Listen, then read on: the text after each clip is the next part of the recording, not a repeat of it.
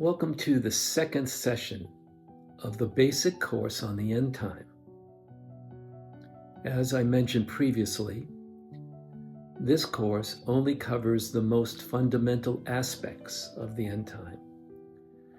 I'll be leaving out many things, but I'm doing so to lay a foundation upon which we can later add the structure.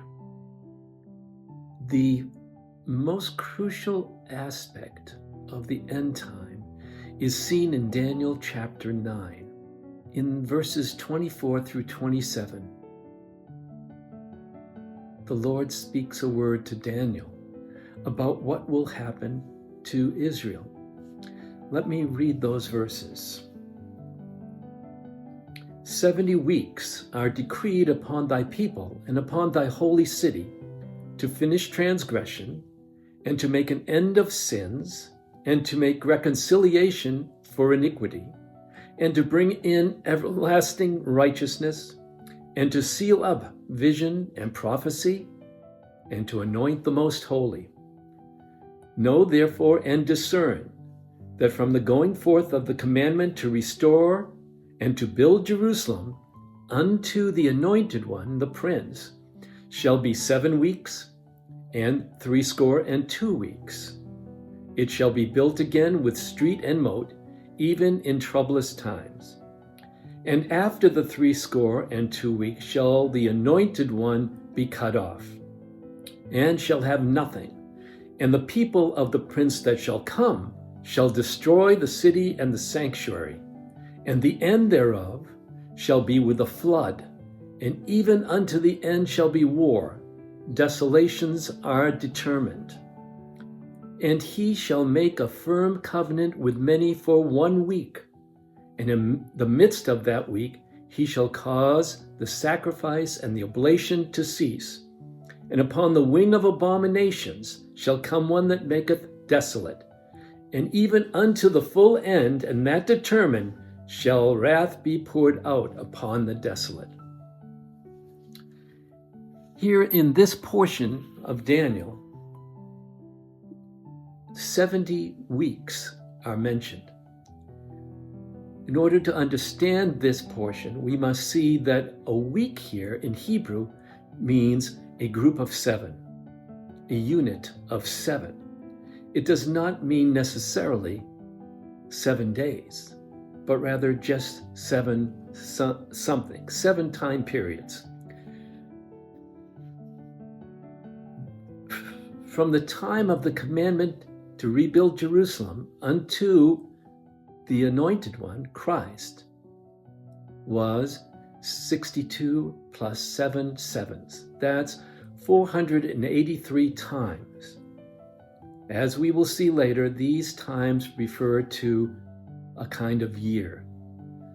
Approximately 483 years from the time the commandment went forth to rebuild Jerusalem until the anointed one, Christ, was cut off, was 483 years.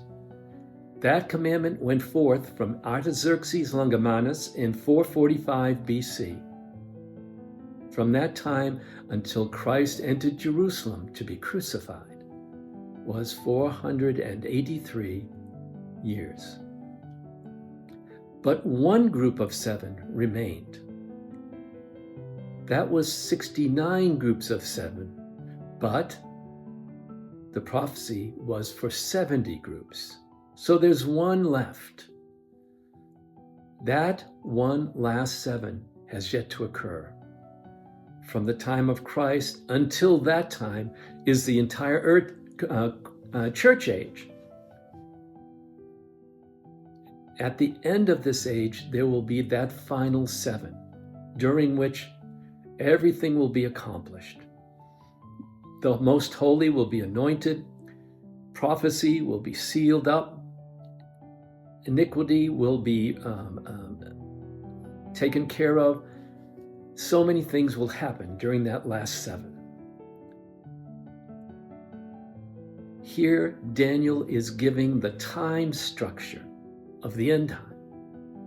The end time lasts for 7 years.